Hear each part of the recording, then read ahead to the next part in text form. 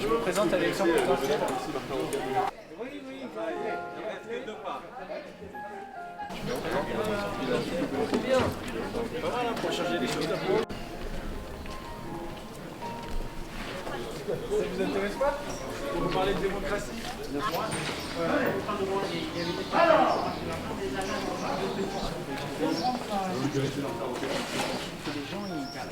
Parce qu'en fait, la dame au bar, elle me disait en fait, c'est la fin de mois aussi.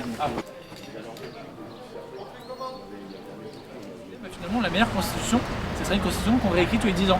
Ouais. Ou à chaque génération, des trucs comme ça. Tous les 10 ans, ouais. Et c'est totalement possible en fait.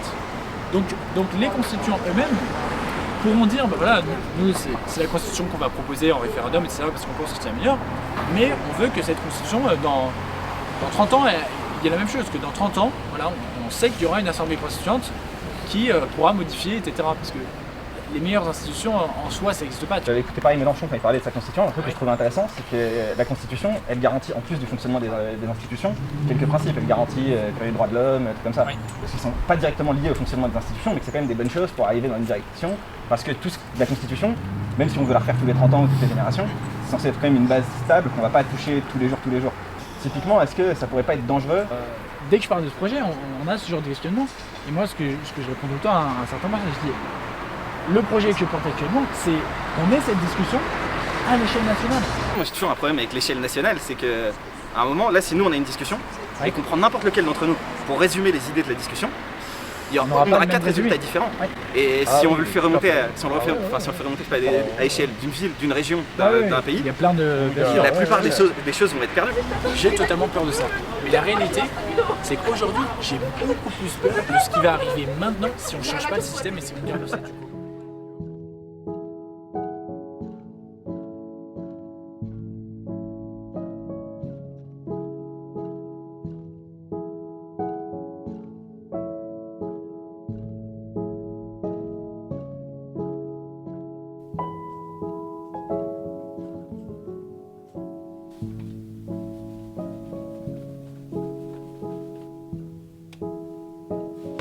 C'est fini, hein.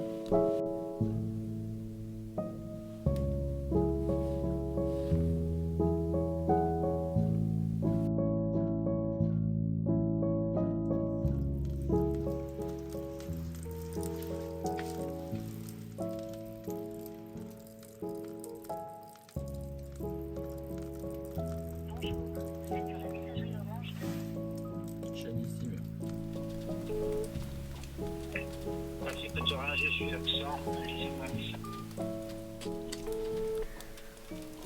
Votre correspondant n'est pas joignable pour le moment. Messagerie Orange, bonjour. La personne que vous essayez de joindre n'est pas disponible. Veuillez laisser votre message après le bip. Oui, bonjour, c'est Martin Roca à l'appareil. On s'était vu l'été dernier avec Marc Battard à propos d'un projet un peu particulier de candidature à l'élection présidentielle. Le projet continue et avance bien et on repasse dans l'Allier aujourd'hui et demain. Donc si vous voulez qu'on se voit, si vous avez une disponibilité, n'hésitez pas à me rappeler pour qu'on discute. A très bientôt, merci. Oui, bonjour. Oui, bonjour, Luc Louis, la mairie de Lonzac. C'est Martin Roca à l'appareil. On s'était rencontrés cet été à votre mairie. Oui. Rappelez-moi, je me souviens. Alors j'étais venu vous présenter un projet de candidature à l'élection présidentielle. Vous savez, j'ai... Ah non, oui, d'accord. Non, mais je vais vous dire tout de suite, je ne parraine personne. La raison, que vous devez l'entendre souvent, j'ai une liste politique. Oui. Et donc, voilà. En fait, mais alors, je comprends très bien.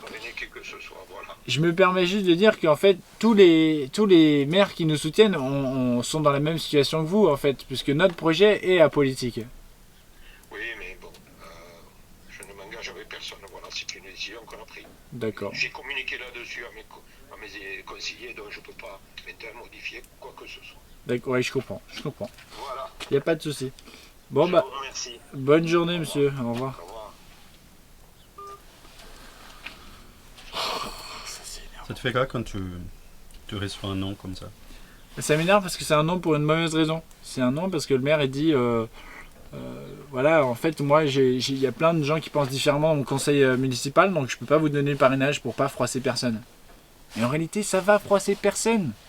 Qui ça va froisser de parrainer un jeune de 22 ans qui veut parler de démocratie à la présidentielle? Mais ça va, le seul zémouriste du village, mais en réalité, ça froisse personne, donc moi j'aimerais bien qu'ils écoutent un peu plus, mais bon, après, je comprends, ils ont plein de trucs à faire. Donc, et je vais quand même lui envoyer un message.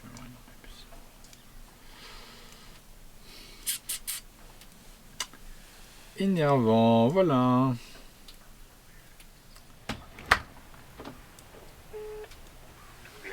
Oui, bonjour, c'est Martin Roca, là, pareil. Oui, bonjour, vous allez bien? Ça va et vous? Ça va. Je vous dérange pas? Du tout, dites-moi. Comme vous le savez, voilà, la période des parrainages a commencé. Bien sûr. Donc je me demandais si vous aviez reçu votre formulaire. Oui, on a reçu, ouais, tout à fait. Et donc je me demandais aussi si vous aviez pris une décision. Alors, j'ai pas pris de décision, j'ai un conseil vendredi, donc je comptais en parler. D'accord. Pour prendre la décision de manière collective aussi. Ouais. Et puis, mais justement, je voulais vous appeler pour voir où vous en étiez, justement. Est-ce que vous aviez avancé sur vos parrainages, parce que... Et ben aujourd'hui on est à une cinquantaine de parrainages, enfin de promesses de parrainage. Mais en fait, très honnêtement, c'est la plupart des élus à qui on expose le projet sont motivés pour nous soutenir. Donc en fait, la seule chose qu'il nous faut ce mois-ci, c'est la médiatisation qui va permettre de nous faire connaître des 35 000 maires de France. Mais si le projet se fait connaître comme ça, c'est sûr qu'on les aura, les 500 parrainages. D'accord. Bah, de toute façon, moi, je suis plutôt favorable à le donner. Je vais le présenter au conseil donc vendredi, puis je vous tiendrai au courant. Oui, super.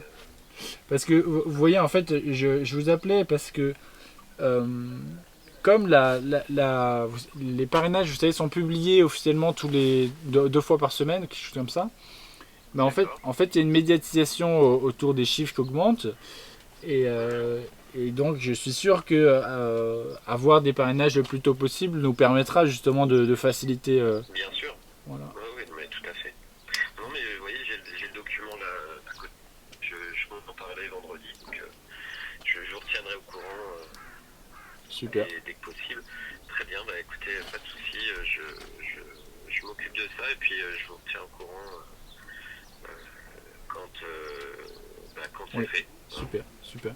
Bah, merci beaucoup et n'hésitez pas à me rappeler en cas de besoin. Voilà. Ouais, très bien.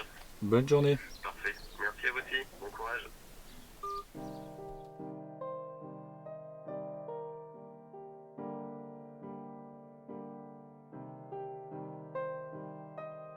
Disons qu'aujourd'hui, avec les grands candidats à l'élection présidentielle actuelle, on joue pas du tout au même jeu en fait, parce que eux veulent prendre les rênes du pays pour essayer de gouverner la France. Mais la réalité, c'est que avec notre système politique, peu importe le prochain président ou la prochaine présidente de la République, il ou elle sera élu par 20% des Français, et donc n'aura pas la capacité d'appliquer son programme politique.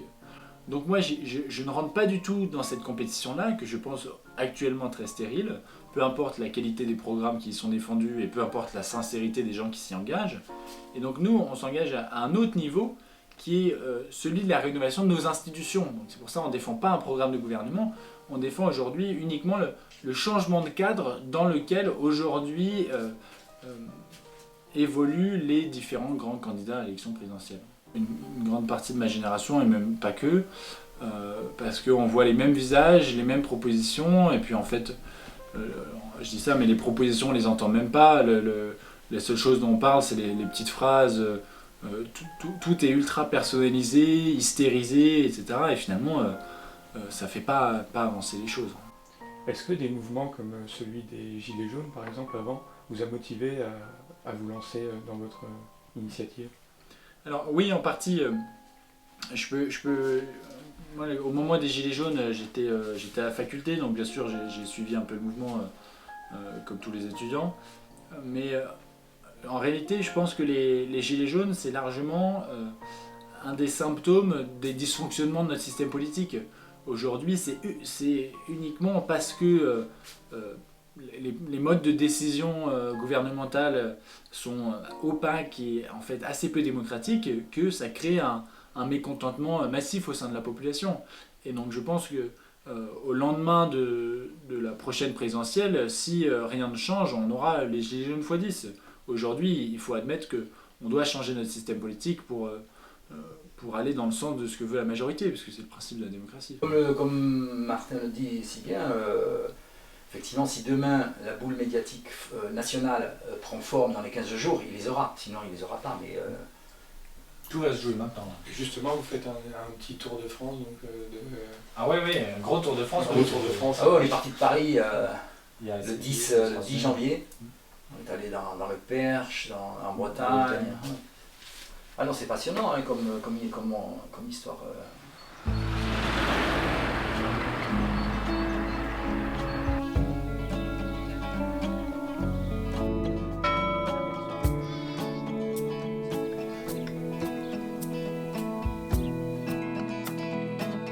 Mellow enough for the blues, long enough for me to choose to bury. Comment ça va? Le projet a bien évolué depuis la dernière fois qu'on s'est vu. Ouais. Parce que on s'est vu cet été et là maintenant on a eu quand même plein d'interventions médiatiques, etc. Ouais. Alors, il y a plein d'élus qui nous soutiennent. Mais là on rentre dans le vif du sujet puisque on cherche les 500 parrainages. C'était hier ou avant-hier, il y a eu la première publication des soutiens annoncés par le Conseil d'État. Donc les trucs arrivent déjà et c'est dommage qu'il n'ait pas rappelé les quelques maires qui ont donné la signature parce qu'il aurait déjà été devant Anne-Marie Le Pen. Il aurait pu avoir 3 ou 4 signatures et il était devant. Ça aurait été génial au niveau de la com. Je peux voir le formulaire parce que je ne l'ai pas vu en vrai. Il faut que je demande, c'est la secrétaire je lui dis de le garder bien précieusement. Ce qu'on reçoit. Ok. Non, mais je veux bien le remplir maintenant. Hein, vous êtes libre de votre décision. Hein. Ça c'est bien écrit. Hein. J'ai prévenu mon conseil. Et comment, d'ailleurs, comment ils ont réagi? Déjà, je leur ai fait le contexte, que la dernière fois, je n'avais pas donné de parrainage parce que c'est toujours compliqué par rapport à eux, quoi. Ouais, bien sûr. Mais qu'en fait, du coup, ça a enlevé une partie de tout ce qui pouvait être débat démocratique parce qu'il y avait des candidats qui, à cause des maires comme moi, ne pouvaient pas s'exprimer. Donc après, j'aurais dit, voilà, et puis j'ai été sollicitée, donc j'ai dit que c'était toi qui m'avais sollicité, j'ai expliqué votre démarche, et je leur ai... Voilà, j'ai dit que du coup, moi je trouvais ça important quand même de donner son parrainage et que moi je me retrouvais dans cette démarche-là. Et finalement,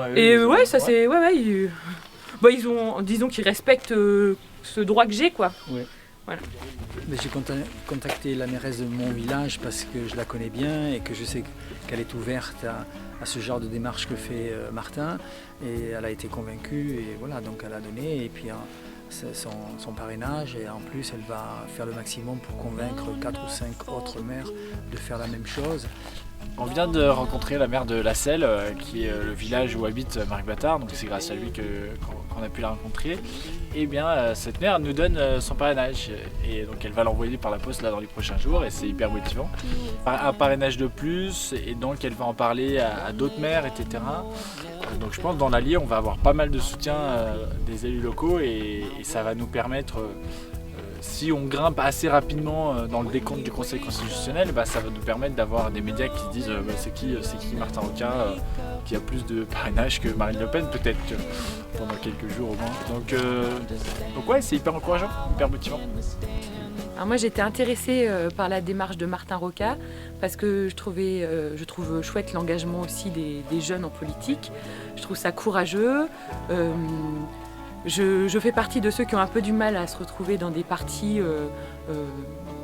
dans les partis politiques aujourd'hui. Donc pour moi c'était une façon de soutenir cette démarche. Et pour ce mandat, j'avais décidé de donner mon parrainage pour permettre à des candidats de s'exprimer. Ça ne veut pas dire que je soutiens tout, mais j'avais vraiment décidé que voilà, de permettre quand même à des candidats de s'exprimer, parce que même si on est une liste apolitique dans notre conseil municipal et que je veux pas que ça embête les conseillers, je sais que si on le fait pas, du coup on n'ouvre pas tout le débat démocratique qu'il peut y avoir. When we wake up with nowhere left to run and the makeup loaded in a gun, I don't understand how I can withstand the heat. We've been lying with no one else around. I've been trying